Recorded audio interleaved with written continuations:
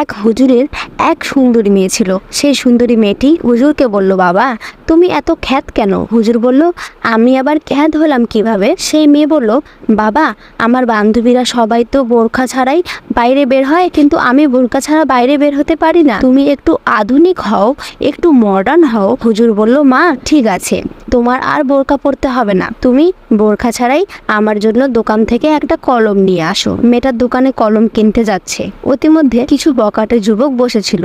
তারা সেই সুন্দরী মেয়েটিকে দেখে বলল, ইস কি মাল যাচ্ছে গো, মালে দানা ভরে গেছে। এই কথা শুনে মেয়েটি খুব কষ্ট পেল।